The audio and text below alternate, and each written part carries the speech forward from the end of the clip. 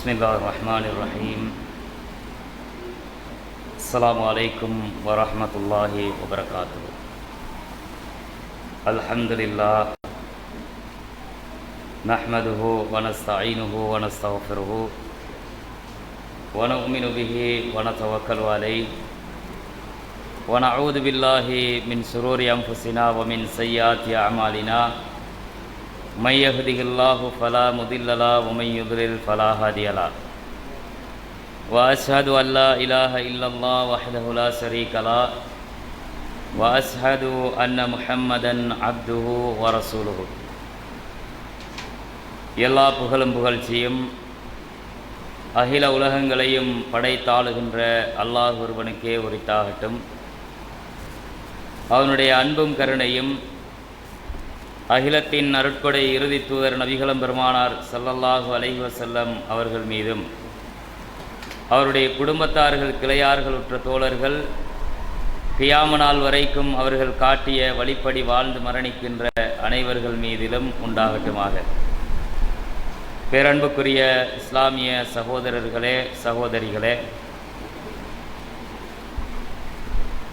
குர்ஆன் அகில உலக மக்களுக்கும் நேர்வழி காட்டக்கூடியதாக இந்த உலகத்திற்கு அருளப்பட்டிருக்கிறது. அந்த குர்ஆனை இந்த உலகத்திலே கற்றுத்தருவதற்கும் அதனுடைய விளக்கத்தை உலக மக்களுக்கு படித்து கொடுப்பதற்கும் நபிகள் நாயகம் ஸல்லல்லாஹு அலைஹி வஸல்லம் அவர்களை தூதராக அல்லாஹ் தேர்ந்தெடுத்து குர்ஆனுடைய விளக்கத்தையும் அல்லாஹ் தஆலா கற்றுக் கொடுத்திருக்கிறான். அல் குர்ஆனுடைய விளக்கமாக இருக்கின்ற நபிகள் நாயகம் ஸல்லல்லாஹு அலைஹி வஸல்லம் அவர்களுடைய செய்திகள் ஒருபோதும் ஒன்றுக்கு ஒன்று முரண்பட்டதாக இருக்க மாட்டாது. குர்ஆன் எந்த கருத்தை இந்த சமுதாயத்திற்கு சொல்லுகிறதோ அந்த கருத்தை தான் இந்த உலகத்தில் நபிகள் நாயகம் ஸல்லல்லாஹு அலைஹி வஸல்லம் அவர்கள் விளக்கப்படுத்துவதற்காக வந்திருக்கிறார்கள். அல்லாஹு தஆலா அவருடைய திருமறை குர்ஆனில் சொல்லும் பொழுது நபிகள் நாயகம் ஸல்லல்லாஹு அலைஹி வஸல்லம் அவர்கள் இந்த குர்ஆனை கொண்டு வந்து சமுதாயத்திற்கு கொடுத்ததை அல்லாஹ் சொல்லுகிறான். 16வது அத்தியாயம் 44வது வசனத்தில் அல்லாஹ் சொல்லி காட்டுகிறான். இன்னா அன்சல்னா இலைக்க திக்ர, நபியே உங்களுக்கு ஒரு திக்ரை, ஒரு உபதேசத்தை நாங்கள் தந்திருக்கிறோம், அருளி இருக்கிறோம். அந்த உபதேசத்தை எதற்கு நாங்கள் கொடுத்திருக்கிறோம் என்றால், லிதுபையின லின்னாசி, நீங்கள் மக்களுக்கு விளக்கணுங்கிறதுக்கு தான் அதை கொடுத்திருக்கிறோம். எதை நீங்கள் விளக்க வேண்டும் என்றால், மா நுஸ்ஸில இலைஹிம், அவர்களுக்கு இறக்கப்பட்டதை நீங்கள் விளக்க வேண்டும் என்பதற்காக உங்களுக்கு நாங்கள் ஒரு திக்ரை தந்திருக்கிறோம் என்று அல்லாஹ் சொல்லுகிறான். அப்போ அல்லாஹ்விடத்திலிருந்து இறக்கப்பட்ட ஒரு வேதம் இருக்கிறது. அந்த வேதத்தை விளக்குறதுக்காக ரசூலை அல்லாஹ் இந்த உலகத்துக்கு அனுப்பிட்டு சொல்கிறான். அதை விளக்கப்படுத்துகின்ற அந்த விளக்கத்தையும் நாங்கள் தான் உங்களுக்கு கொடுத்திருக்கிறோம் என்று அல்லாஹ் சொல்லுகிறான். அப்போ குர்ஆனை கொண்டு வந்த தூதர் குர்ஆனை எப்படி படித்து கொடுத்தாங்களோ அதே மாதிரி அதோட விளக்கத்தையும் சேர்த்து படித்து கொடுத்தாங்க. அந்த விளக்கம் எங்கே இருந்து வந்துச்சு? அதை இறைவன் நபிகள் நாயகத்திற்கு அருளியதாக சொல்லுகிறான். அப்போ குர்ஆனும் இறைவனிடம் இருந்து வந்திருக்குது, குர்ஆனுடைய விளக்கமும் அல்லாஹ்விடம் இருந்து தான் வந்திருக்குது. அப்போ ரசூல் ஸல்லல்லாஹு அலைஹி வஸல்லம் அவங்களாக குந்திய ஒவ்வொரு வசனத்துக்கு கற்பனை பண்ணி இந்த வசனத்துக்கு இந்த விளக்கம் சொல்லலாம், அந்த வசனத்துக்கு இப்படி ஒரு விளக்கம் சொல்லலாம்னு அவங்க ஒரு விளக்கத்தை இந்த சமுதாயத்துக்கு சொன்னாங்களான்னா கிடையாது. குர்ஆனுடைய விளக்கத்தை நபிகள் நாயகம் உருவாக்கி சொல்லல. அல்லாஹ் இந்த வசனத்துக்கு இதான் விளக்கம் என்று ரசூலுக்கு எதை சொல்லி கொடுத்தானோ அந்த வஹி, அந்த விளக்கம் ரசூலுடைய சொல்லாக இருக்கும், ரசூலுடைய செயலாக இருக்கும், அல்லது அந்த சமுதாய மக்கள் செய்யும் போது அதை ரசூலுல்லாஹ் அங்கீகரிச்சிருப்பாங்க. அதுதான் அல்லாஹு தஆலா இந்த குர்ஆனுடைய விளக்கமாக தந்திருக்கிறேன் என்று சொல்லுகிறான். அப்போ ரசூலுடைய சொல், ரசூலுடைய செயல், ரசூலுடைய அங்கீகாரத்தை நாங்கள் எப்படி சொல்லுவோம்னா ஹதீஸும்பம், ஹதீஸ்கள் என்று நாங்கள் சொல்கிறோம் இல்லையா, அதுதான் குர்ஆனுடைய விளக்கம். அல்லாஹு தஆலா அதை இன்னொரு இடத்துல சொல்லுகிறான். 53வது அத்தியாயத்தில் 4வது வசனத்தில் அல்லாஹ் சொல்லுகிறான், இந்த நபி வமா யந்திகு அனில் ஹவா, இவர் மனோ இச்சைப்படி பேச மாட்டார். இவர் அவருடைய இஷ்டத்துக்கு பேச மாட்டார். வஹி என்று எதை பேசினாலும் ரசூலுடைய சொந்த சொல் அதில் இருக்காது. நபிகள் நாயகத்துடைய கற்பனை அதில் இருக்காது. அவரா ஊகிச்சு அவர் விளங்கி ஒன்றை சொல்லியிருப்பாராண்டா அதுவும் கிடையாது. நபிகள் நாயகம் ஒன்றை சொல்லுவதாக இருந்தால் வமா யந்திகு அனில் ஹவா, அவர் மனோ இச்சைப்படி எதையும் சொல்ல மாட்டார். இன் ஹுவ இல்லா வஹ்யுன் யூஹா, அவருக்கு அறிவிக்கப்படுகிற வகியை மாத்திரம்தான் அவர் சொல்லுவார். மார்க்கம் என்று குர்ஆன் என்று குர்ஆனுடைய விளக்கம் என்று ரசூலுல்லாஹ் ஒன்று சொல்றாங்களா, அது அங்கே இருந்து வந்தது என்று அல்லாஹ் சொல்லுகிறான். நான் தான் அதை சொல்லி கொடுத்து அந்த தூதர் சொல்லுகிறார், அவர இஷ்டத்துக்கு இதை சொல்றது கிடையாது என்று அல்லாஹ் சொல்லுகிறான். அப்ப குர்ஆனும் நபிகள் நாயகம் ஸல்லல்லாஹு அலைஹி வஸல்லம் சொன்ன செய்திகளும் அல்லாஹ்வுடைய கருத்துகள் தான் என்பதை இந்த வசனம் நமக்கு அழுத்தம் திருத்தமாக சொல்லித் தருகிறது. அப்ப அல்லாஹ்விடத்தில் இருந்து குர்ஆனும் குர்ஆனுடைய விளக்கமும் வந்துச்சுன்னா அல்லாஹ் முரண்பட்டு பேச மாட்டான். அல்லாஹ் குர்ஆன்ல ஒன்றை சொல்லிட்டு குர்ஆனை விளக்கப்படுத்துறதுக்கு தூதரையும் அனுப்பிட்டு அந்த தூதருக்கே அல்லாஹ் விளக்கத்தை சொல்லி கொடுத்துட்டு அந்த விளக்கத்தில் குர்ஆனுக்கு முரணா அல்லாஹ் சொல்லியிருக்கிறான்னு வருமா? வரமாட்டாது. அப்ப குர்ஆனுடைய விளக்கமாக ஹதீஸ் இருக்கும்போது ஹதீஸ் ஒரு நாளும் குர்ஆனோட முரண்பட முடியாது. அது குர்ஆனுடைய விளக்கமாக. அது என்ன ரசூலுல்லாஹ் விளக்கப்படுத்த குழப்பம் சொல்லிட்டு போயிருப்பாங்களா? குழப்பமா சொல்லிட்டு போயிருப்பாங்களா? ஏன் ரசூலுல்லாஹ் குழப்பமா சொல்ல மாட்டாங்கன்னா ரசூலுடைய இஷ்டத்துக்கு பேசல ரசூலுல்லாஹ். அப்ப அவர் சொன்னது வஹி, வஹியில் முரண்பாடு கிடையாது. அப்ப வஹியில முரண்பாடு கிடையாதுங்கிறத அல்லாஹ்வே இன்னும் அழுத்தமாக சொல்றான் பல இடங்கள்ல. 4வது அத்தியாயம் 82வது வசனத்தில் அல்லாஹ் சொல்லுகிறான், இவர்கள் இந்த குர்ஆனை சிந்திக்க மாட்டார்களா? அஃபலா யததப்பரூனல் குர்ஆன், இந்த குர்ஆனை நீங்க கொஞ்சம் சிந்திச்சு பார்க்க மாட்டீங்களா?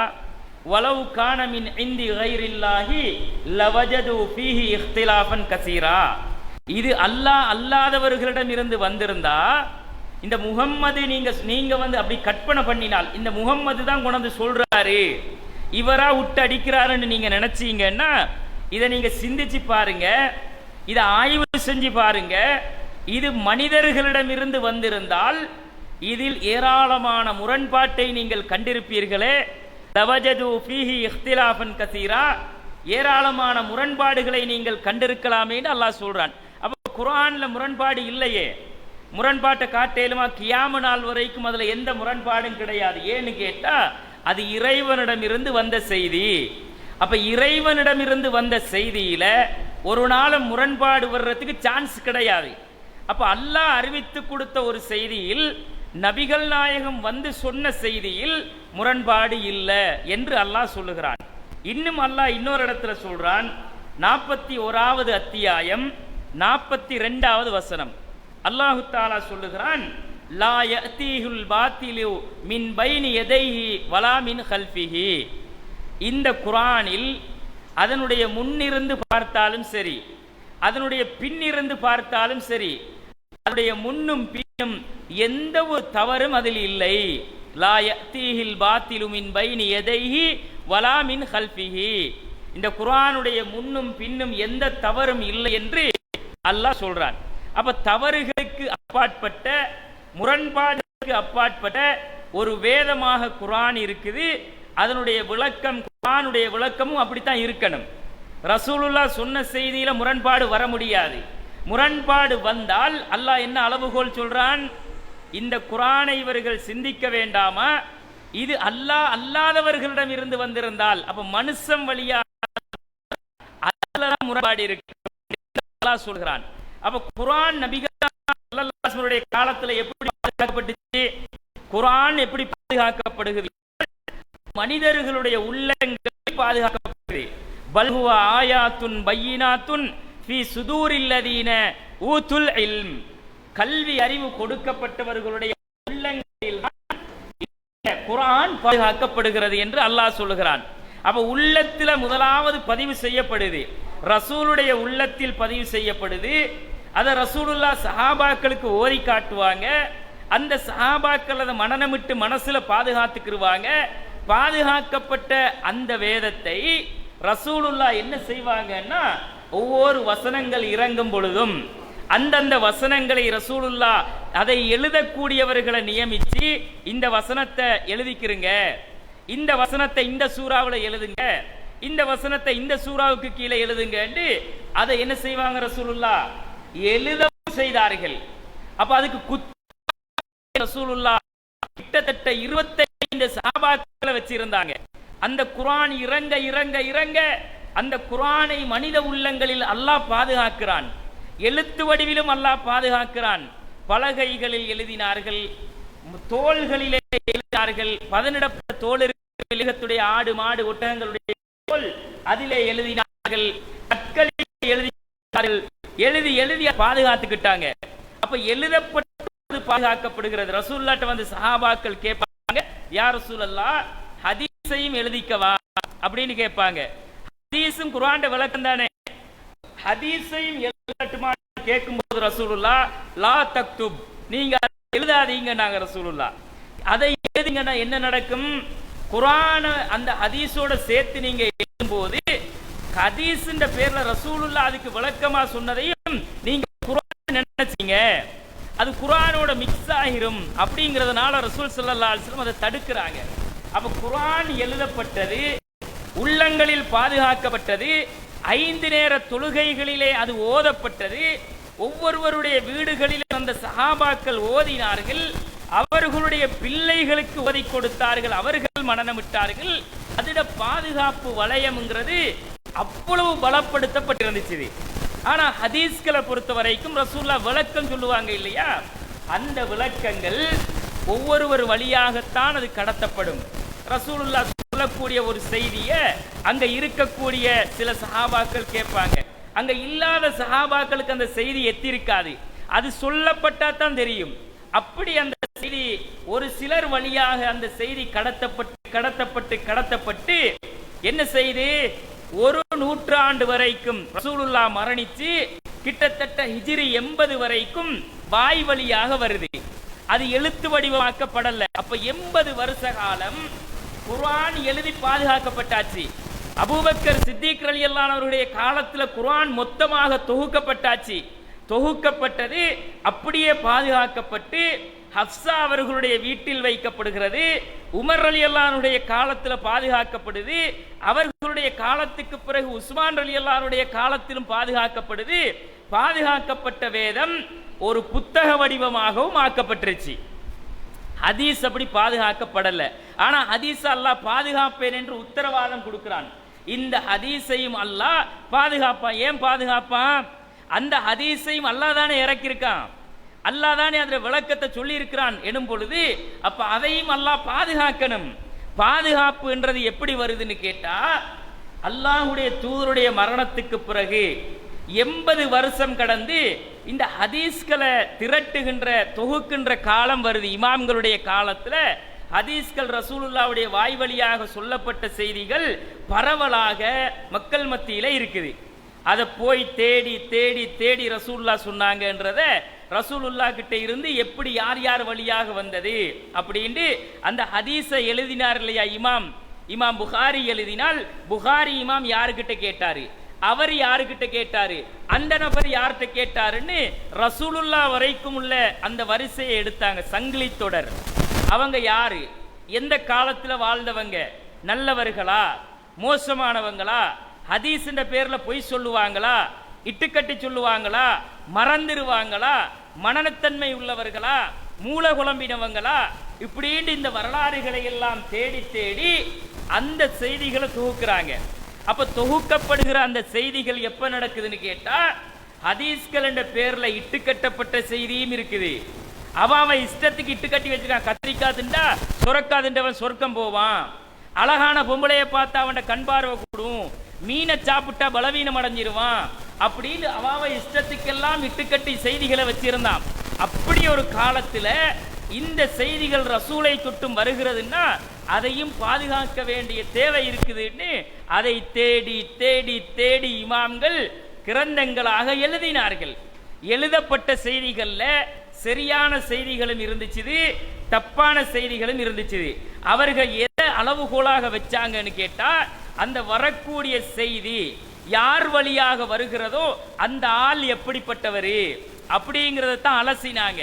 அந்த நபர்களுடைய நம்பகத்தன்மையை அலசினாங்க. அந்த நபர்கள் வழியாக அவர்கள் நல்லவர்கள் உறுதி செய்யப்பட்டால் மட்டும்தான் அந்த செய்தியை பதிவு செய்வார்கள். இமாம் புகாரி ரஹ்மத்துல்லாஹி அவர்கள் கிட்டத்தட்ட 4 லட்சம் ஹதீஸ்களை தொகுக்கிறாரு.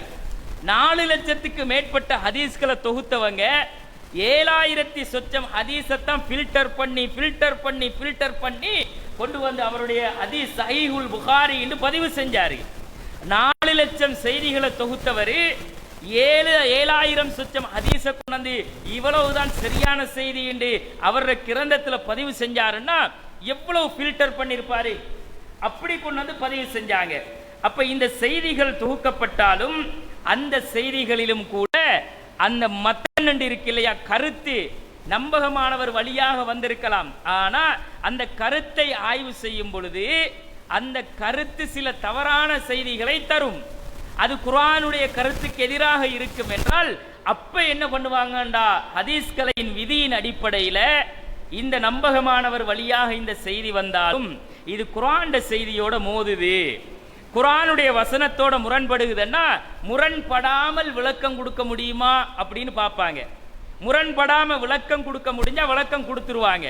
ஆனால் முரண்பட்டு விளக்கம் கொடுக்கவே முடியாதுன்ற ஒரு நிலைமை வந்தா அப்ப என்ன பண்ணுவாங்கன்னா, குர்ஆனுடைய செய்தி தான் கரெக்டா இருக்குது, இது மனிதர் வழியாக வந்தது, மனிதன் என்ற அடிப்படையில் சில தவறு நடந்திருக்கும் என்ற அடிப்படையில் அந்த செய்தியை ஒதுக்கி வச்சிருவாங்க. இது ஹதீஸ் மறுப்பு கிடையாது, இதான் ஹதீஸ் கலையினுடைய அடிப்படை விதி. ஆனால் இந்த அடிப்படை விதியை நாம சொல்லும் போது சமுதாயத்தில் நமக்கு எதிராக என்ன குற்றச்சாட்டு வைக்கிறாங்கன்னா, இவர்கள் ஹதீஸை மறுக்கிறவர்கள், நாம என்னவா ஹதீஸை மறுக்கிறோமாம், இவர்கள் ஹதீஸ் மறுப்பாளர்கள், புத்திக்கு படலாட்டி மறுத்துருவாங்க. முஅ்தஸிலா சிந்தனை கொண்டவர்கள். முஅ்தஸிலாக்கள் யாரு? முஅ்தஸிலாக்கள் என்றவங்க யாரு? அவங்களோட அறிவுக்கு படாட்டி அதை மறுத்துட்டு போயிடுவாங்க. அப்படிப்பட்டவங்க முஅ்தஸிலாக்கள். ஆனா அப்படித்தான் நாம சில செய்திகளை சுட்டி காட்டுறோமா, என் புத்திக்கு படலப்பா அதனால இந்த செய்தி கரெக்ட் இல்லை அப்படின்னு தூக்கி போட்டு போறோமா? நபிகள் நாயகம் ஸல்லல்லாஹு அலைஹி வஸல்லம் அவர்கள் சொல்லுகிறார்கள், பொய் என்று கருதப்படுகிற ஒரு செய்தி என்னிடம் இருந்து யார் அதை அறிவிக்கிறார் அப்படின்னா என்னண்டா, பொய்யன்னு பார்த்தாலே பொய்யன்னு தெரியும். அப்படிப்பட்ட ஒரு செய்தியை எந்த பேரை சொல்லி ஒருத்தன் சொன்னானண்டா ஃபஹுவ அஹதும் மினல் காதிபீன், அவனும் பொய்யந்தாங்கிறாங்க ரசூலுல்லாஹ். எப்படி ரசூலுல்லாஹ் அளவுகோலை எவ்வளவு அழகா சொல்றாங்க பாருங்க. பார்த்தாலே ஒரு செய்தி பொய்யன்னு தெரியுது, அதை ரசூல் சொன்னாங்கன்னு ஒருத்தன் சொல்றான். சொன்னா ரசூலுல்லாஹ் என்ன சொல்றாங்க ஹுக்கும், அந்த செய்தியை என்னை தொட்டும் ஒருவன் அறிவித்தால் அது பார்க்கும் போதே பொய்யென்று தெரிந்தால் அவனும் பொய்யன்தான், அதை நான் சொல்லியிருக்க மாட்டேனுங்கிறாங்க ரசூல் ஸல்லல்லாஹு அலைஹி வஸல்லம் அவர்கள். முஸ்லிம்ல முதலாவது செய்தியாக அது பதிவு செய்யப்படுது. அப்ப கண்ணியத்திற்குரிய சகோதர சகோதரிகளே, இது ஒரு அளவுகோல். இன்னொன்று ரசூல் ஸல்லல்லாஹு அலைஹி வஸல்லம் அவர்கள் சொல்லுகிறார்கள், ஹதீஸ் என்பதற்கு அளவுகோலாக எடுப்பதற்கு ஒரு அடிப்படையை உசூல ரசூலா சொல்லித்தாராங்க. இவங்க எல்லாம் என்ன இதுக்கு முன்னாடி யாரும் மறுத்தாங்களா? அவங்க யாருமே மறுக்காத இவங்க மறுத்துக்கிட்டு இருக்கிறாங்கன்னு நமக்கு ஒரு குற்றச்சாட்டு சொல்றாங்களே. ரசூலுல்லாஹ் ஒரு அடிப்படையை சொல்லித்தாராங்க. என்ன அடிப்படை? நபிகள் நாயகம் ஸல்லல்லாஹு அலைஹி வஸல்லம் அவர்கள் சொல்லுகிறார்கள், என்னுடைய பெயர்ல ஒரு செய்தி, ஏதாவது ஒரு செய்தியை நீங்க கேள்விப்படுறீங்கன்னா அந்த செய்தியை உங்களோட உள்ளங்கள் வெறுக்குது, உங்களோட உணர்வுகள் அதை ஏற்க மறுக்குது, உங்களோட வாழ்க்கைக்கு அது நடைமுறைப்படுத்த முடியலன்னு நீங்க நினைக்கிறீங்க, உங்களோட வாழ்க்கையை விட்டு தூரமானதுன்னு கருதுறீங்கன்னா அதை சொல்றதை விட்டு நான் தான் தூரமானவன். உங்களோட உள்ளம் அதை ஏற்க மறுக்குமென்னா அதை எப்படிப்பா நான் சொல்லியிருப்பேன் அப்படிங்கிறாங்க ரசூலுல்லாஹ்.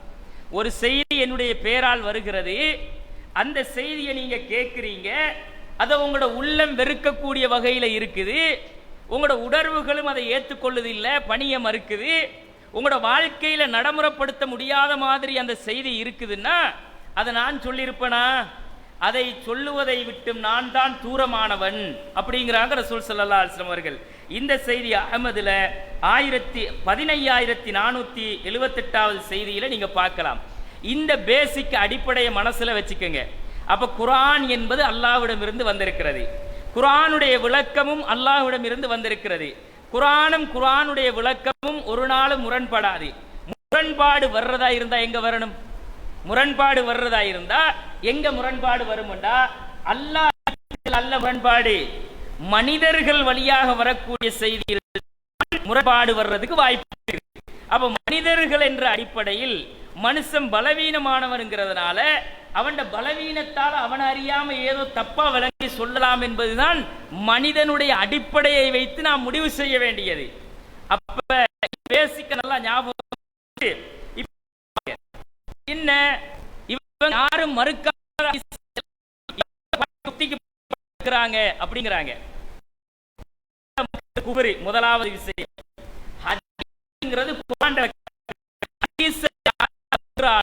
அவன் காஃபிர், அதை எந்த மாற்று கருத்தும் கிடையாது. வந்தால் அந்த செய்தி குர்ஆனுடைய விளக்கமாக இருந்தால் எங்களுக்கு வேணாம், அது ஏத்துக்கிற குர்ஆன் ஏத்துக்கிட்டு ஹதீஸ் தேவை ஒரு கூட்டம், குர்ஆன் மட்டும் எங்களுக்கு போதும், குர்ஆன் விளக்கம் ஹதீஸ் எங்களுக்கு தேவையான ஒரு கூட்டம் சொல்லுதா இல்லையா? அவங்க காஃபிர்கள், அவங்களுக்கும் இஸ்லாத்துக்கும் சம்பந்தம் கிடையாது.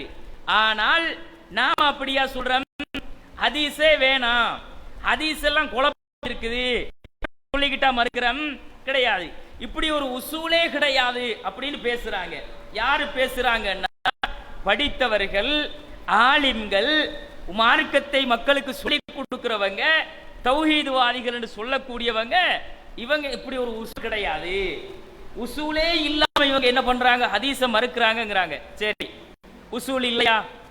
எப்படி உசூல் இல்லாம இவங்க? உசூல் எங்க இருந்து வரணும்? குர்ஆன்ல இருந்து வரணும், அல்லது குர்ஆனுக்கு விளக்கமாக ரசூலுல்லாஹ் வாழ்ந்த காலத்துல சொன்ன செய்திகளை வச்சு அந்த உசூலை எடுத்திருக்கணும், அடிப்படையை எடுத்திருக்கணும். அல்லாஹ்வுடைய தூதர் காலத்தில் வாழ்ந்த சஹாபாவுடைய காலத்துல இந்த நடைமுறை இருந்துச்சு.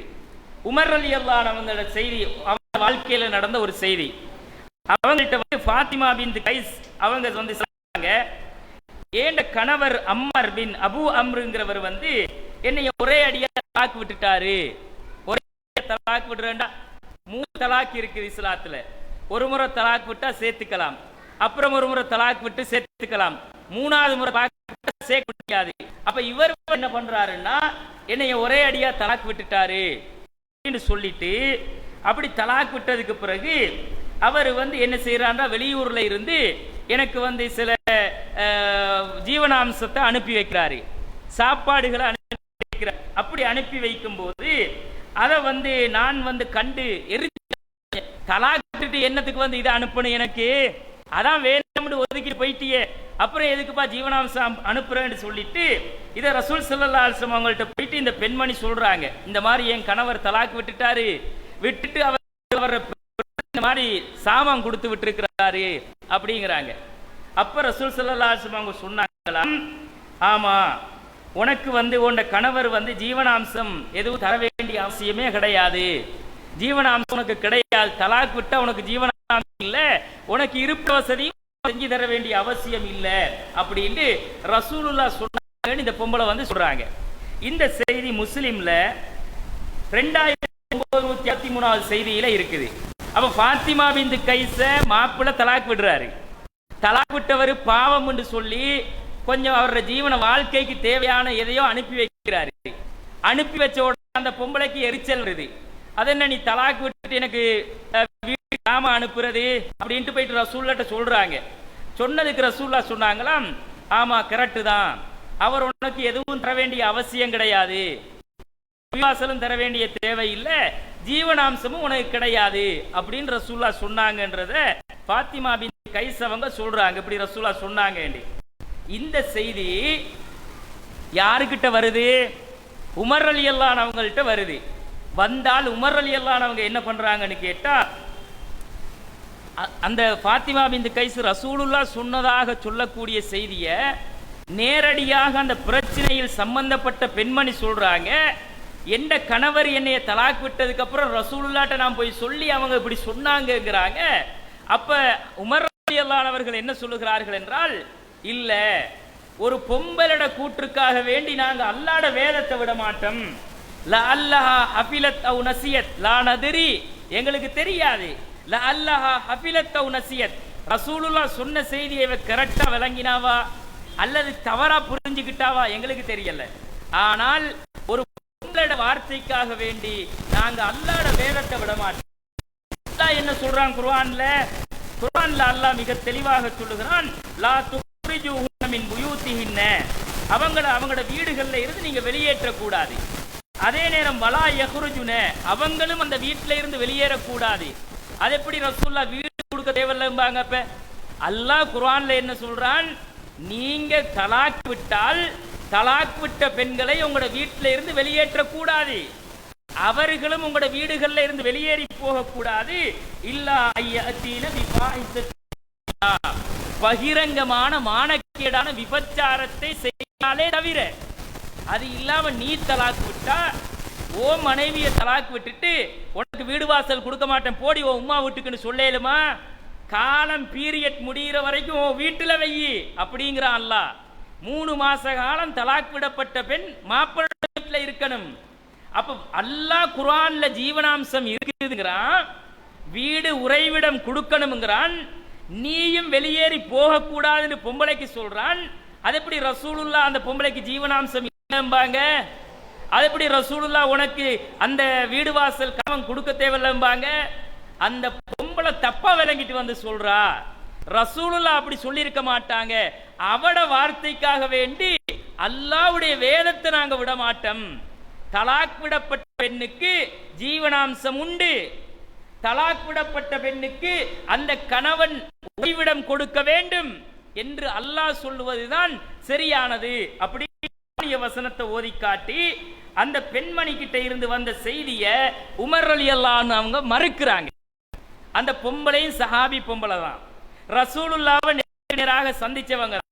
அப்ப நேருக்கு நேர் ரசூலுல்லாஹ்வை சந்திச்சவங்க சொந்த பிரச்சனையில வந்து ரசூலுல்லாஹ்ட்ட போயிட்டு நான் சொன்னேன், ரசூலுல்லாஹ் இப்படித்தான் சொன்னாங்க. ஆனா உமர் ரலியல்லாஹு அன்ஹு அவங்க என்ன அளவுகோல் சொல்றாங்க? அவங்க அல்லாஹ்வுடைய ரசூல் சொன்னாங்க பிரச்சனை இருக்குது, ரசூலுல்லாஹ் தப்பா சொல்லுவாங்களா? அந்த பொம்பளை தப்பா சொல்லுவாங்க, ரசூலோட பேரை பயன்படுத்தி ஒரு சஹாபி பொம்பளை பொய்ய சொல்லுவாங்களா? சொல்ல மாட்டாங்கல்ல, கரெக்ட் தான் அப்படின்னு எடுத்துட்டு போகாம உமர் ரலியல்லாஹு அன்ஹு அவங்க என்ன சொல்றாங்கன்னா, அந்த பொம்பளை தப்பா விளங்கிட்டாப்பா, அவ அல்லாஹ் ஹபத்தௌ நசியத், ரசூலுல்லாஹ் சொல்றத கரெக்டா விளங்கினாவா தப்பா விளங்கினாவா நமக்கு தெரியாது, அவ சொல்றது குர்ஆனுக்கு முரணா இருக்குது அப்படிங்கிறாங்க. அப்ப உசூல் எங்க இருந்து வருது? அடிப்படை பேசிக் குர்ஆனுடைய வசனத்தை மறுக்கிற விதத்தில் ஒரு சஹாபிய பொம்பளை வந்து ஒரு செய்தியை குர்ஆன் கரெக்டா இருக்கும்போது ரசூலுல்லாஹ் விளக்கம் தானே சொல்லணும். அது எப்படி ரசூலுல்லாஹ் முரண்பட்டு அல்லாஹ் இருக்குதுன்ற ஒன்றை இல்லைன்னு சொல்லுவாங்க? அது அந்த பொம்பளை கிட்ட வந்த தப்பு அப்படின்னு சொல்லி மறுத்தாங்களே. உமர் ரலியல்லாஹு அன்ஹு அவங்க யாரு? முத்தஸிலாவா? புத்திக்கு படலன்னு மறுத்துட்டாங்க. ஆமா ரசூலுல்லாஹ் சொல்லி இருக்கிறாங்களே, நம்ம அறிவுக்கு இது ஏத்துக்கலையே, அது எப்படி ரசூலுல்லாஹ் அப்படி சொல்லுவாங்க? இல்ல இல்ல அது தப்பா இருக்குது அப்படின்னு மறுத்துட்டு போனாங்களா? அவ சொன்ன செய்தி குர்ஆனுக்கு முரண்படுதுன்னு குர்ஆனிய வசனத்தை எடுத்து காட்டி மறுத்தார்களா? குர்ஆனை முற்படுத்தி குர்ஆனுடைய செய்திக்கு முரணாக ரசூல் சொன்னார்கள் என்று ஒரு செய்தி வரும் பொழுது அது அவகிட்ட வந்த தப்பு. நல்லவதான், உண்மையாளர் தான், ரசூலுடைய பேரை பயன்படுத்தி பொய்ய சொல்ல மாட்டா, ஆனா தப்பு நடந்திருக்குது, மனுஷன் என்ற அடிப்படையில் தவறா விளங்கி இருக்கிறா என்ற அடிப்படையை எடுத்து காட்டிய உமர் ரலியல்லாஹு அன்ஹு அவர்கள் ரசூல் சொன்னாங்க என்று சொன்ன செய்தியை மறுத்த காஃபிரா? முஅத்தஸிலா சிந்தனை கொண்டவரா? ஹதீஸ் மறுப்பாளரா? எப்படிப்பா இதை விளங்குறது? நாங்க ஹதீஸ் மறுப்பாளர்கள், குர்ஆன் வசனத்தை காட்டி காட்டி புத்திக்கு படலன்னு மறுக்கிறாங்க அப்படிங்கிறாங்களே. அப்ப உமர் அவர்கள் யார்? உமர் அலி அவங்க வந்து இந்த ஹதீஸ மறுக்கிறதுக்கு குர்ஆன் வசனத்தை தானே காட்டினாங்க. ஃபாத்திமா பின்த் கைஸ் அவர்கள் சொன்னது ரசூலுல்லாஹ் சொன்னாங்க, மர்ஃபூவான செய்தி தானே. மர்ஃபூண்டா என்ன? ஹதீஸ்ல ரசூலோடு சம்பந்தப்பட்ட செய்தி.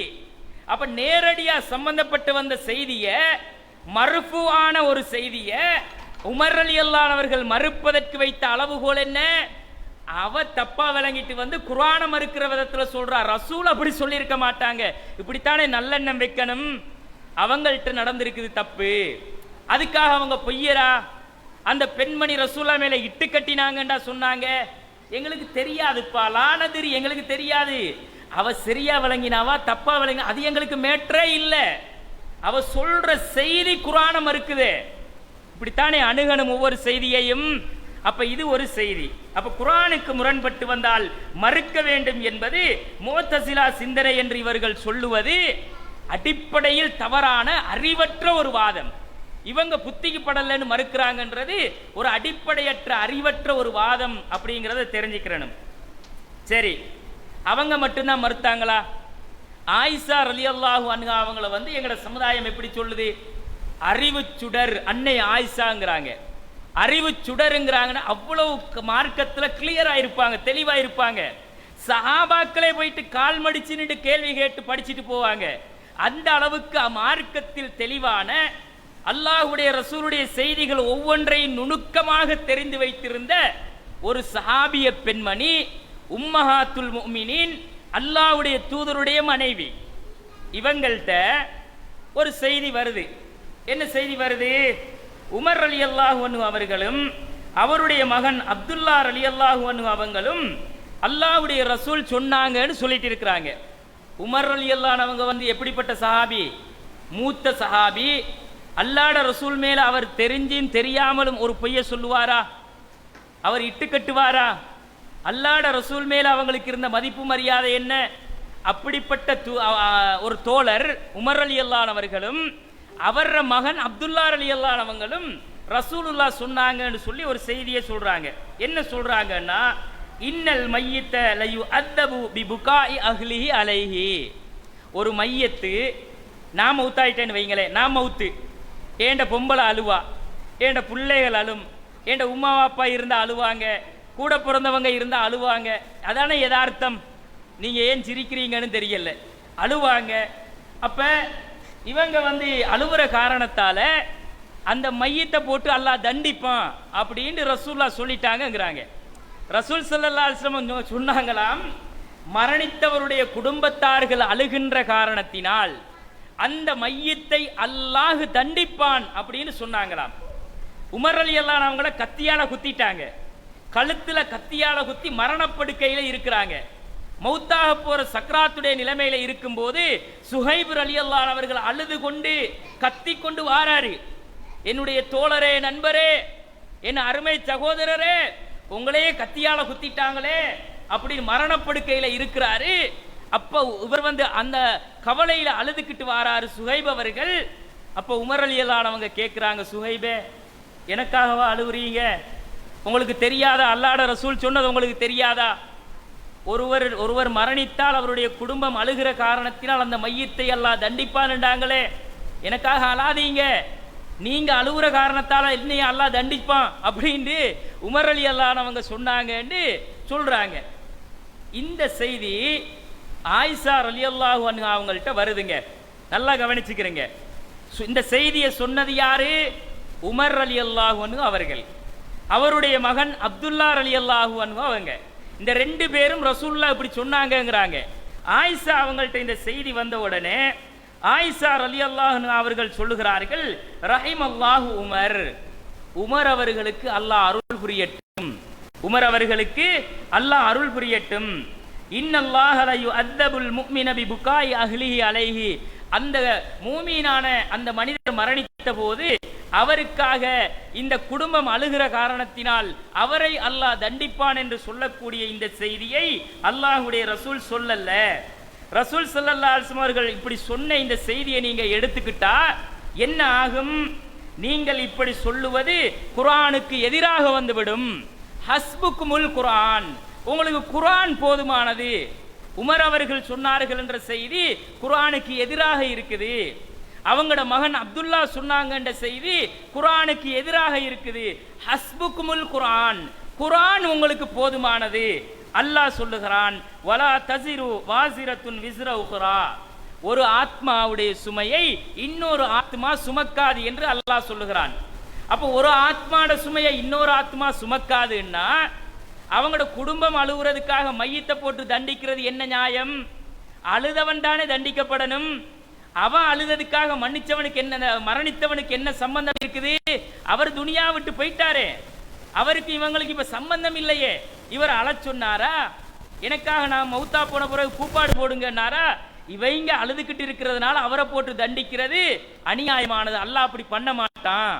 இவங்க செஞ்ச தப்புக்கு அவங்கள தண்டிக்கிறது அல்லாஹ்வுடைய நியாயம் அல்ல. வலா தஸிரு வாசிரத்துன் விஸ்ர உக்ரா, ஒரு ஆத்மாவுடைய சுமையை இன்னொரு ஆத்மா சுமக்காது என்ற குர்ஆனிய வசனத்தை ஓதி காட்டிட்டு சொல்றாங்க, வல்லாஹு ஹுவ அல்ஹக வ அப்கா, அல்லாஹ் தான் அளவும் வைக்கிறான் சிரிக்கவும் வைக்கிறான். அப்ப அல்லாவே அள வச்சிட்டு அல்லாஹ் எப்படி போட்டு மையத்தை தண்டிப்பான் அப்படின்னு கேட்குறாங்க. இந்த செய்தி இங்க உமர் ரலியல்லாஹு அவங்க சொன்னாங்கன்ற செய்தி, அப்துல்லா அவங்க சொன்னாங்கன்ற செய்தி, ஆயிஷா அவங்கள்ட்ட வரும் பொழுது எதை அளவுகோலா காட்டுறாங்க? உமர் அவங்களா சொன்னாங்க? உமர் பொய் சொல்லுவாரா? ரசூல்லா மேல இட்டு கட்டுவாரா? உமர் அவர்கள் எப்படிப்பட்ட சஹாபி, அவர் சொன்னா ஏத்துக்கிட்டு போக வேண்டியதுதானே. அப்படி ஆயிஷா நாயகி சொல்லி ஏத்துக்கிட்டு போனாங்களா? அப்துல்லா வந்து சொன்னா தப்பா சொல்லுவாரா? அல்லாஹ்வுடைய ரசூல் மேல இட்டு கட்டுகின்ற பொய்யரா அப்துல்லா அவங்க சொன்னா என்ன பிரச்சனை? சஹாபி ஏத்துக்கிட்டு போக வேண்டியதுதானே. அப்படி சொன்னாங்களா? ஆயிஷா நாயகி என்ன சொன்னாங்க? அல்லாஹ் அவர்களுக்கு அருள் புரியட்டும், அவங்க சொல்லக்கூடிய செய்தி குர்ஆனுக்கு முரணாக இருக்கிறது அப்படின்னு சொல்லிட்டு என்ன சொல்றாங்கன்னா, இந்த செய்தியை நீங்கள் சொல்லக்கூடிய இந்த செய்தி இன்னக்கும் லத்து ஹத்திசுன்னி அன் கைரி காதிபைனி வலா முக்கத்திபைன், பொய்யர்களிடம் இருந்தோ பொய்ப்பிக்கப்பட்டவர்களிடம் இருந்தோ நீங்கள் இதை சொல்லவில்லை. வலாக்கின்ன சம் அயுக்திஉ, கேட்கிற விஷயத்துல தப்பு வரும், தப்பா விளங்கிட்டாங்க அவங்க, அல்லாஹ்வுடைய ரசூல் அப்படி சொல்லல அப்படின்னு ஆயிஷா நாயகி மறுத்தாங்களே. உமர் ரலியல்லாஹு அவங்க அல்லாஹ்வுடைய ரசூலோட பெயரை பயன்படுத்தி சொல்லும் பொழுது அவ்வளவு பெரிய ஒரு நபித்தோழர் சொன்ன செய்தியை எப்படி ஆயிஷா மறுக்கலாம்? அப்படி யாரும் கேட்டாங்களா? அப்துல்லா ரலியல்லாஹு அவங்க பக்கத்துல இருக்கிறாங்க. இத வந்து ஆயிஷா நாயகி இப்படி ஓதி காட்டி அவருக்கு அல்லாஹ் அருள் செய்யட்டும், ரசூலுல்லாஹ் இப்படி சொல்லலைங்கறாங்க. ஹஸ்புக்குமுல் குர்ஆன், குர்ஆன் உங்களுக்கு போதும் அல்லாஹ் சொல்லுகிறான், அதுக்கு முரணாக இது இருக்குங்கறாங்க. அப்ப அப்துல்லா அவங்க என்ன சொல்லியிருக்கணும்? ஆயிஷா அம்மையாரே, நீங்க இப்படி சொல்றீங்க, நான் ஏன் காதால கேட்டேனே அல்லாஹ்வுடைய ரசூல்ட்ட, அல்லாஹ்வுடைய ரசூல் தானே இப்படி சொன்னாங்க அப்படின்னு சொல்லியிருக்கணுமா இல்லையா? அவங்களும் வாயை மூடிக்கிட்டு தான் இருந்தாங்க. ஏன்? ஆயிஷா நாயகி எடுத்து வைத்த வாதம் என்ன?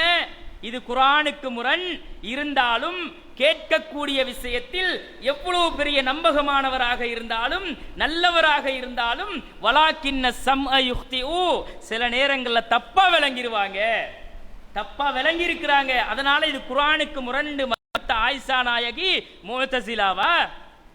அவங்க வந்து ஹதீஸை மறுத்த வழிகேடரா? இன்னைக்கு நம்ம சொல்றாங்க ஹதீஸை மறுக்கின்ற வழிகேடர்கள், ஹஸ்புக்குமுல் குர்ஆன், குர்ஆனை மட்டும் இவர்கள் இப்ப என்ன செஞ்சிட்டாங்க? குர்ஆன் மட்டும் போதும் என்று கொண்டுட்டாங்க சமுதாயத்தை. ஹதீஸ்களை மறுக்க ஆரம்பித்து விட்டு இப்ப எங்க வருவாங்க? கடைசியா குர்ஆன் மட்டும் போதும் என்ற இடத்துக்கு வருவாங்க. அதுவும் சொகுசுக்காக இவர்கள் மறுப்பார்கள் அப்படின்னு ஒரு ஆள் பேசுறாரு. இவர் பேசுறத கொஞ்சம் கேளுங்க. இந்த நான் சொல்லக்கூடிய செய்தி இருக்கு இல்லையா, இந்த உமர் அவர்கள் மறுத்த செய்தி, ஆயிஷா ரலியல்லாஹு அன்ஹா அவங்க மறுத்த செய்தி எந்த அடிப்படையை வைத்து மறுத்தார்கள்? அவங்களுக்கு அறிவுக்கு படலன்னு மறுத்தாங்களா? எங்களுக்கு இதை ஏத்துக்கிற முடியாதுன்னு புத்திக்கு படலன்னு மறுத்தாங்களா? அல்லது வந்து ஹதீஸ மறுப்பம் உண்டு மன உச்சையின் அடிப்படையில் மறுத்தார்களா? ஆதாரத்தை காட்டி தக்க சான்றை நிறுவி மறுத்தார்களா? இந்த அறிஞர் பேசுறாரு, கேளுங்களேன்.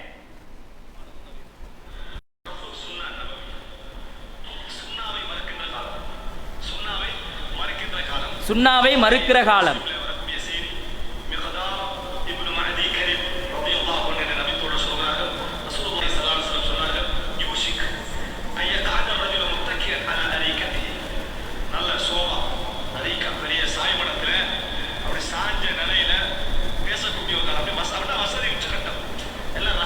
வசதி வந்துட்டா ஹதீஸ மறுத்துருவாங்க.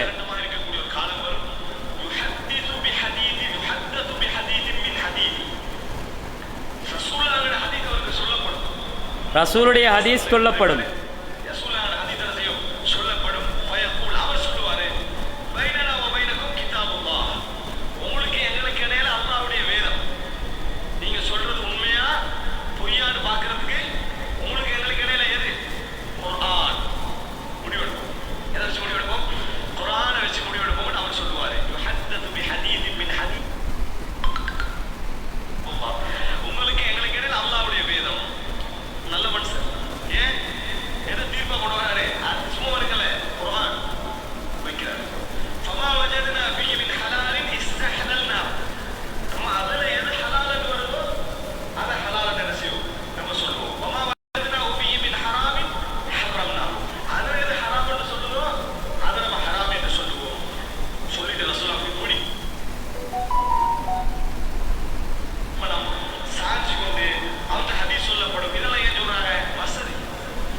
வசதி வந்துட்டா ஹதீஸை மறுத்துருவாங்களா?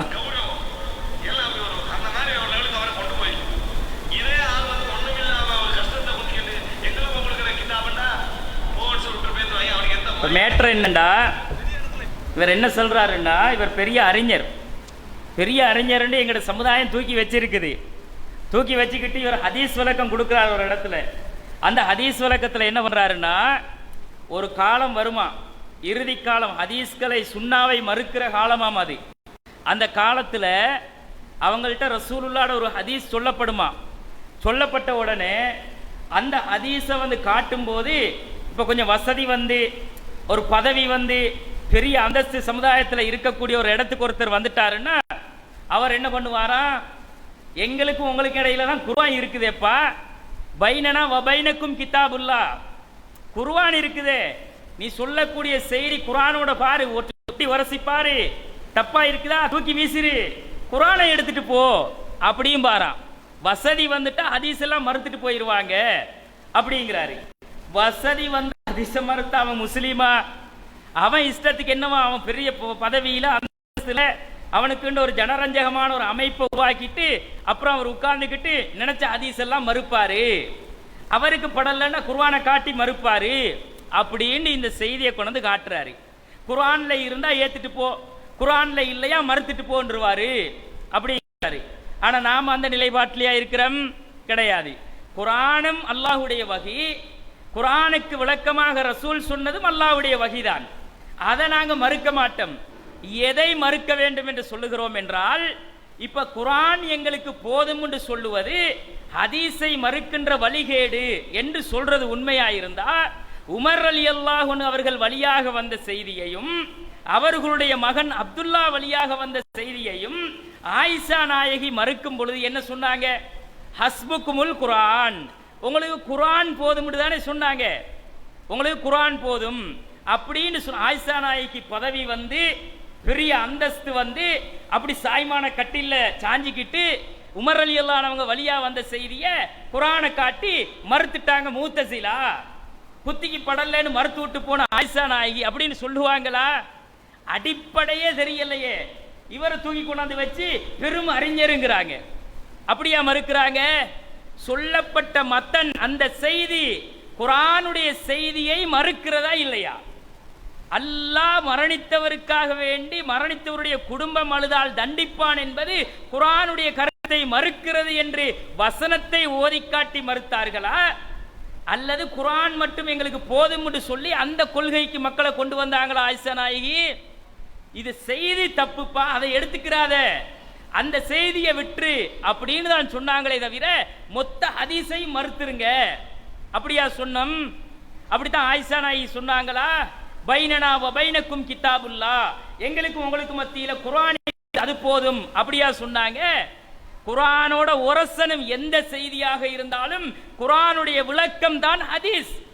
குர்ஆனுடைய விளக்கமா ஹதீஸ் இருக்கும் பொழுது அந்த ஹதீஸ் ஒரு நாளும் குர்ஆனோடு முரண்படக்கூடாது, முரண்படவும் முடியாது. முரண்பட்டு வந்தால் அது மறுக்கப்பட வேண்டியது என்பது உமர் ரலியல்லாஹு அன்ஹுடைய வழிமுறையா இல்லையா? ஆயிஷா ரலியல்லாஹு அன்ஹா அவர்களுடைய வழிமுறையா இல்லையா? சஹாபாக்கள் காலத்துல தானப்பா இந்த உசூல் இருந்துச்சு. சஹாபாக்கள் காலத்திலேயே இந்த அடிப்படையை தானே சொல்லி தந்தார்கள். அப்ப உசூலே கிடையாது, உனக்கு தெரியலன்னு சொல்லி உசூல் இல்லைன்னா அப்ப இவங்க எதை வச்சு மறுத்தாங்க? குர்ஆனோட முரண்பட்டா மறுக்கணும் மறுக்கணும்ங்கிறார்கள். எந்த அடிப்படையும் உசூலும் இல்லை என்றால் எந்த உசூலை வைத்து உமர் அவர்கள் மறுத்தார்கள்? பதில சொல்லி. எந்த அடிப்படையை வச்சு ஆயிஷா நாயகி மறுத்தாங்க? அந்த அதுக்கு பதில சொல்லி. இது முஸ்லிம்ல புகாரியில பதிவு செய்யப்பட்ட செய்தி தானே. அப்ப அவங்க மறுத்தது குர்ஆனை காட்டி. அப்ப அவர்கள் குர்ஆனை மட்டும் போதும் என்று சொல்லுகிற ஒரு சமுதாயத்தை உருவாக்குறதுக்கு குறிப்பெடுத்து கொடுத்தாங்களா? ஹதீஸை மறுத்து விட்டு குர்ஆனை மட்டும் ஏற்கிற சமுதாயத்தை உருவாக்குறதுக்கு அவங்க அப்படி சொன்னாங்க. ஒரு வகியை விளங்குறதுக்கு ஒரு சென்ஸ் வேணாம், அடிப்படை அறிவு வேணாம். அப்ப இவர்கள் ஹதீஸ் காப்பாளர்களாம், ஹதீஸ் இவங்க காக்க போறாங்க என்று சொல்லுகிறார்கள். கண்ணியத்திற்குரிய சகோதர சகோதரிகளே, அப்ப இந்த அடிப்படையில் இது சஹாபாக்கள் காலத்தில் இருந்து வரக்கூடிய ஒரு நடைமுறைதான் என்பதை நாங்கள் புரிந்து கொள்ள வேண்டும். அடுத்தது, இந்த மாதிரி ஒரு உசூலே இல்லை அப்படிங்கிறாங்க. உசூல் இல்லாமையா இருக்குது. இமாம் ஷாஃபி ரஹிமஹுல்லா அவங்கள்ட்ட ஒருத்தர் வந்து கேட்கிறாரு, அல் மஸ்அலத்துல் ஹாமிஸா, ஒரு மசாலா, ஒரு பிரச்சனை சம்பந்தமா கேட்கிறாரு. அதுல என்ன கேட்கிறாருன்னா, ஹபருல் வாஹிதி, ஒரு செய்தி, இதா தகாமலத் சுரூத்து சிஹத்துஹு, அது சஹீஹ்ங்கிறதுக்குள்ள எல்லா நிபந்தனையும் முழுமை அடைஞ்சிருச்சு. சஹீஹ்ன்றதுக்கு ஒரு 5 நிபந்தனை வச்சிருப்பார் இமாம் புகாரி, ஒரு 6 நிபந்தனை இமாம் முஸ்லீம் வச்சிருப்பாரு, ஒவ்வொருவர் ஒவ்வொரு நிபந்தனையை வச்சிருப்பாங்க.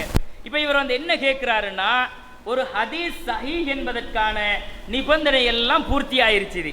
இப்ப ஹல் யஜிபு அர்லுஹு அலல் கிதாப், இப்ப இந்த ஹதீஸை கொண்டு வந்து குர்ஆனோட நாங்க உரசி பார்க்கணுமா அப்படின்னு கேட்கிறாரு.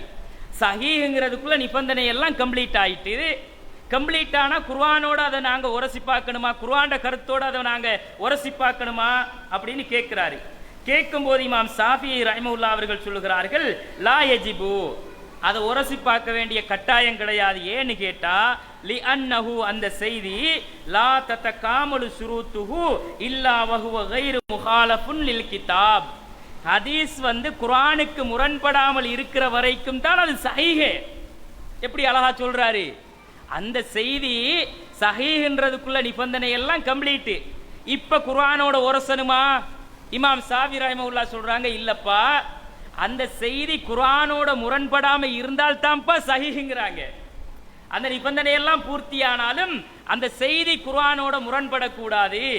முரண்பட்டா என்ன, அது சஹீஹான செய்தி இல்லைங்கிறாங்க. அப்ப இமாம்கள் இந்த உசூலை சொல்லலையா? இமாம் ஷாஃபி ரஹிமஹுல்லா அவங்க யாரப்ப, இது அல் மஹ்சூலுங்கிற புத்தகத்துல 4வது பாகம் 438வது பக்கத்துல இருக்குது. இந்த அடிப்படையை வைத்து இமாம்கள் பல செய்திகளை மறுத்தாங்க. கடைசியா அவங்களுக்கு ஒரு செய்தியை சொல்லி நான் முடித்துக் கொள்கிறேன். அந்த செய்தி என்ன, புகாரி கிதாபுக்கு 2 சரஹ் கிதாப் இருக்குது. ஒன்று ஃபத்ஹுல் பாரி, இமாம் இப்னு ஹஜர் அல் அஸ்கலானி ரஹ்மஹுல்லா எழுதினாங்க ஃபத்ஹுல் பாரி. இன்னொரு சரஹ் எழுதினாங்க இமாம் இஸ்மாயிலி அவங்க எழுதக்கூடிய சரஹு தான் உம்தத்துல் காரி. ஃபத்ஹுல் பாரி மாதிரி உம்தத்துல் காரி புகாரியுடைய விளக்க நூல். இதுல இமாம் இஸ்மாயிலி ரஹ்மஹுல்லா அவங்க என்ன செய்யறாங்கன்னா, ஒரு செய்தியை எடுத்துக்காட்டி, இந்த செய்தி புகாரியில பதிவு செய்யப்பட்டாலும் அதுல செய்தி குர்ஆனோட முரண்படுது அப்படின்னு மறுக்கிறாரு. எந்த செய்தி தெரியுமா? மறுமை நாள்ல அல்லாஹு தஆலா இப்ராஹிம் நபியுடைய தந்தையை மறுமை நாள்ல கொண்டு நரக படுகொலியில தள்ள போறான். அப்ப இப்ராஹிம் நபி அல்லாஹ் கிட்ட சொல்லுவார், யா அல்லாஹ், நீ என்னை மறுமை நாளில் கேவலப்படுத்த மாட்டேன் என்று சொல்லி இருக்கிறாய், எனக்கு நீ வாக்கு தந்திருக்கிறாய், என்னைய இந்த மறுமையில கேவலப்படுத்திராத யா அல்லாஹ், என் வாப்பா நரகத்துல போடுறதை விட பெரும் கேவலம் எனக்கு ஒன்றுமே இல்லை அப்படின்னு வந்து அல்லாஹ்ட்ட சொல்லுவாராம். யா அல்லாஹ், நீ கேவலப்படுத்திராத, பாரா இப்ராஹிம் நபியோட வாப்பாவே நரகவாதிரான்னு சொல்லிடுவாங்களே, அந்த கேவலத்தை எனக்கு தந்துராத யா அல்லாஹ் அப்படின்னு சொல்றாராம். சொன்னப்ப அப்படியா இப்ராஹிம், அப்ப உங்க வாப்பாவை நான் நரகத்துல போட மாட்டேன் அப்படின்ட்டு உன் காலுக்கு கீழே பாரு அப்படின்னு அல்லாஹ் சொல்றான். அவர் காலுக்கு கீழே பார்க்கிறாரு, ஒரு ரத்தம் தோய்ந்த முடிகள் நிறைந்த கழுதை புலியிட வடிவத்துல ஆசர அல்லாஹ் மாத்திட்டான். மாத்தி கழுதை புலி வடிவத்தை தூக்கி நரகத்துல அல்லாஹ் போடுவான் என்று ஒரு செய்தி புகாரியில வருது. இந்த செய்திய இமாம் இஸ்மாயிலி ரஹிமஹுல்லா அவங்க எடுத்துக்காட்டி, இந்த செய்தி குர்ஆனுக்கு முரணா இருக்குது அப்படிங்கிறாரு. ஏன் குர்ஆனுக்கு முரணா இருக்குது? இப்ராஹிம் நபி உலகத்துல வாழும் பொழுது தண்ட வாப்பாவுக்காக அல்லாஹ் கிட்ட நான் உனக்காக நான் மன்னிப்பு தேடுவேன் அப்படின்னு வாக்கு கொடுத்தாரு. வாக்கு கொடுத்தவர் தண்ட தந்தைக்காக மன்னிப்பும் கேட்டாரு. அல்லாஹு தஆலா என்ன சொன்னான், இப்ராஹிமே உன் வாப்பா அல்லாஹ்ட விரோதி, அவர் வந்து நரகவாதி அப்படின்னு அல்லாஹ் சொன்னான். ஃபலம்மா தபய்யன அன்னஹு அதுவன் லில்லாஹி தபர்ரஅ மின்ஹு, இவர் அல்லாஹ்வுடைய விரோதி என்று தெரிந்த பிறகு இப்ராஹிம் நபி அதுல இருந்து விலகிட்டாரு.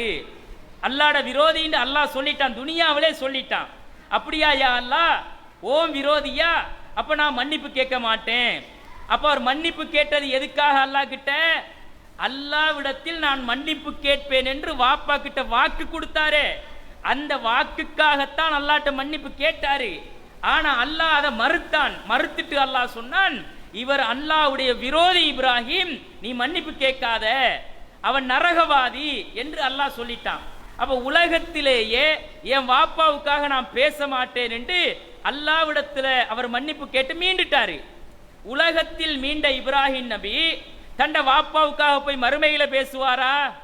அது எப்படி ஒரு நபி உலகத்துல வாபஸ் வாங்கிட்டு மறுமையில போய் அதை மறந்து பேசுவாரு? தப்பா இருக்குதே, இது குர்ஆனுக்கு முரணா இருக்குதே.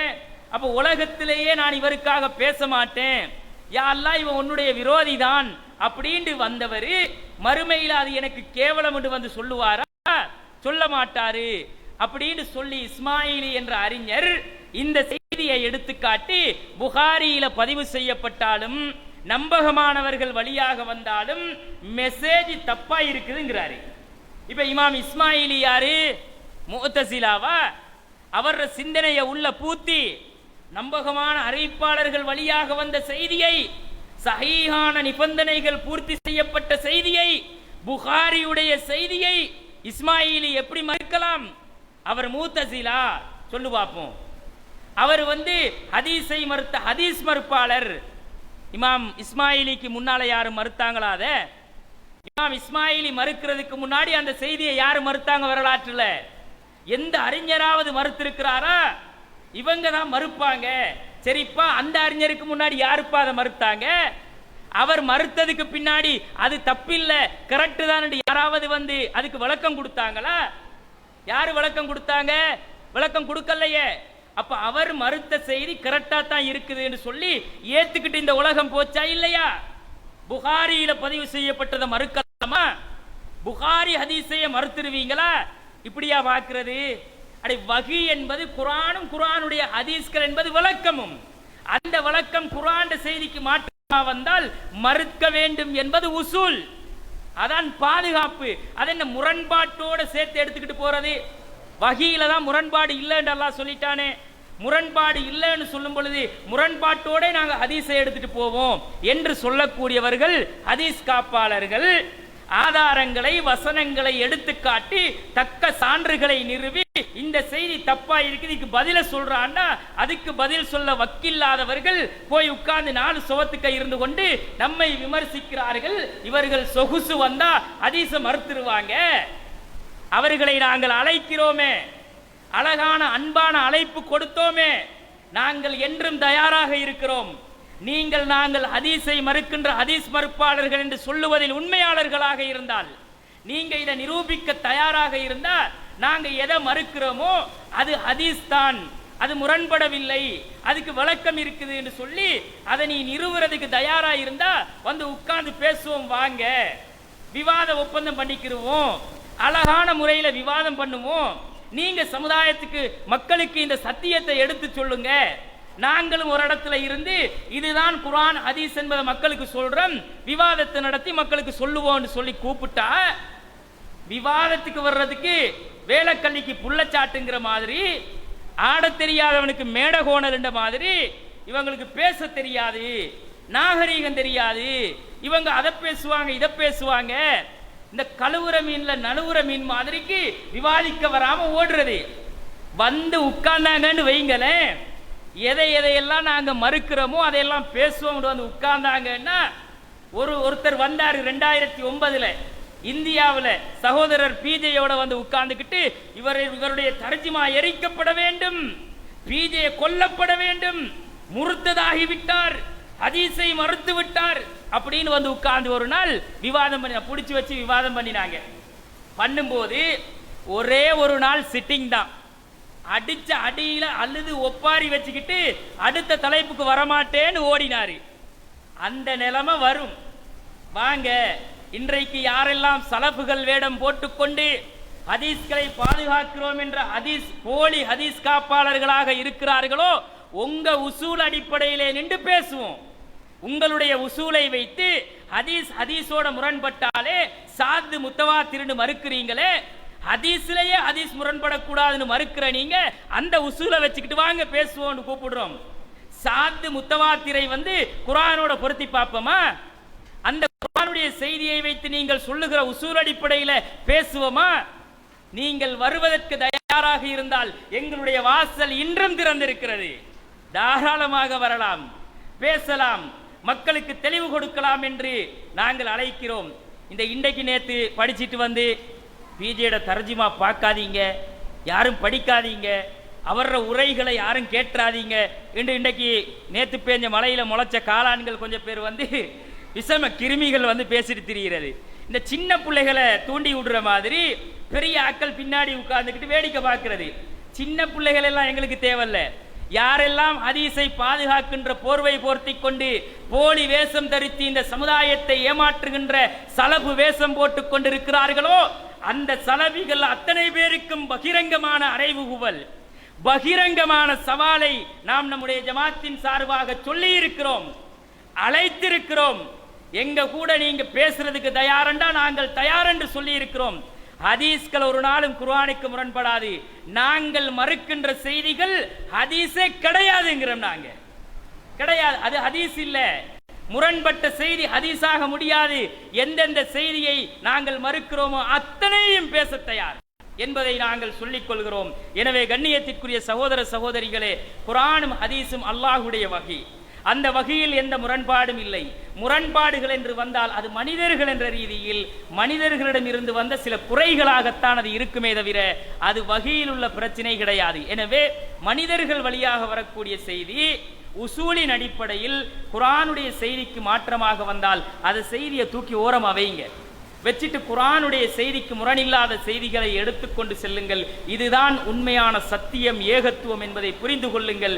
மக்களை ஏமாற்றுகின்ற குழப்புகின்ற இந்த போலி வேடம் தரித்திருக்கின்ற உலமாக்களுக்கு கடைசியாக ஒரு அன்பான அழைப்பை நாங்கள் விடுக்கிறோம். உங்களோடு நாங்கள் பேசுவதற்கு என்றும் தயார், இப்போதும் தயார், எப்போதும் தயார்.